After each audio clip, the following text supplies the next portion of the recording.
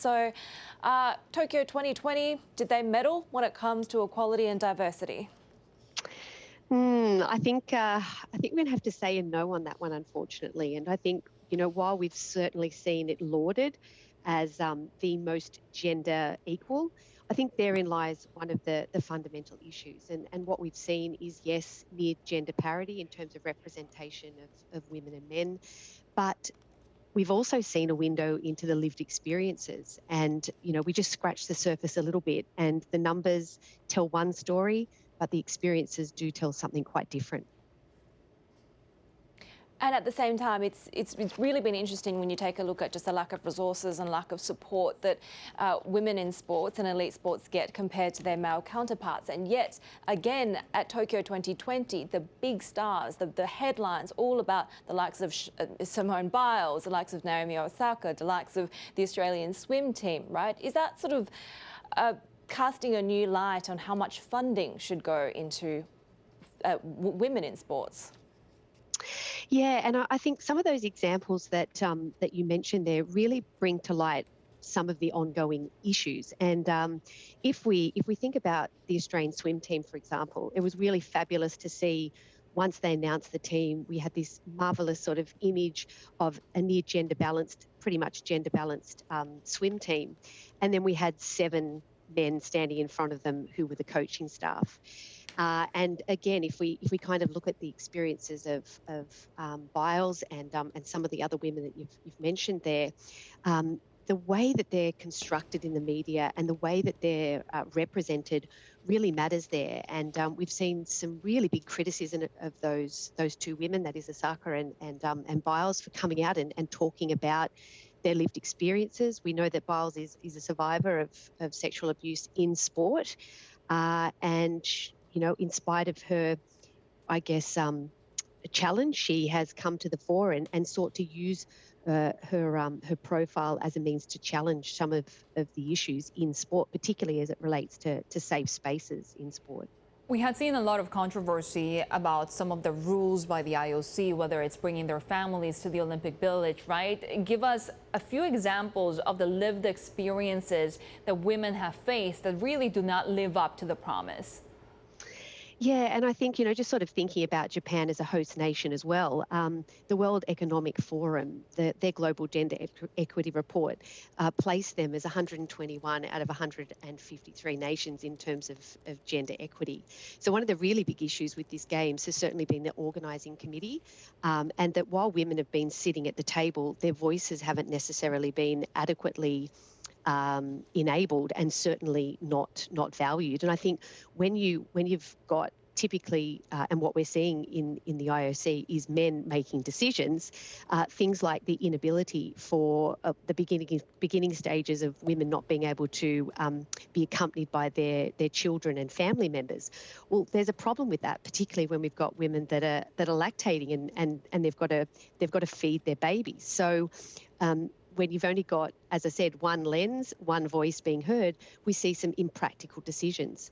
We've also seen, in respect to Canada and a Canadian boxer, 2018-19, pregnant and postpartum, and she was rendered ineligible. Now, she was the second best ranked fighter and had to go to the highest court in sport. And again, she had to fight for permission to participate. Now, she did win that battle, but there seems to always be this cost, and that women's involvement is only permissible under the guise of what men in decision-making roles render appropriate or otherwise. And you sort of mentioned that notion of how women are represented, and we see the surveillance of their bodies.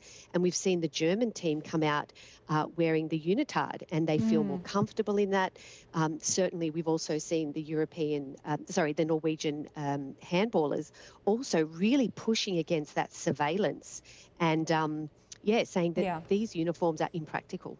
I love those unitards. Staying on that topic, is there more that the media can do? Because we have seen some women really being lauded, but at the same time, their aesthetics being praised instead of their athleticism, for example. Yeah, and look, I think we should certainly give credit where credit is due, and the IOC have done some have enabled some structural changes so that we see women's events during prime time, and we've seen a media reporting across the first week of the games actually demonstrated that women actually got more coverage than men. But there's a really big but there, and the but is it's the nature of the representation. And, the media is so powerful, and it doesn't just represent, but it constructs realities. And so, unfortunately, what we're still seeing, as you rightly suggest, is women spoken about and their athleticism constructed in particular ways that really rarefy these kind of gendered normative ideals around women. So we see their mothering and their relationship status, for example, talked about over their athletic performance. Or as in the case of South Korea, Ahn Sun, she has won 3 gold medals, the first woman to do so in one Olympics in archery since 1904, in fact. And she has been absolutely slated on social media by her countrymen, and they've rendered her a feminist because of her short hair, and that she should give her medals back. And it's really challenging to really kind of comprehend the fact that we are where we are today, and yet we still have these sort of ideas being so I find the represented. entitlement, I have to say, of sports viewing fans really quite interesting. Very quickly, what about the intersection of gender and race? Because I feel like it is just another set of challenges for non-white female athletes. Yeah, and look, sport by and for white Anglo-Western men, there's this history there. And so gender, and then, as you say, other categories of difference. And I think we really see that with Caster Semenya not being able to defend her 800-metre title. We've seen Namibian women not able to compete in the 400 metres because of their naturally occurring hormone levels. We've seen the soul cap, which was specifically manufactured for African women's hair. That's been banned. Michelle Lots of O'Shea, examples.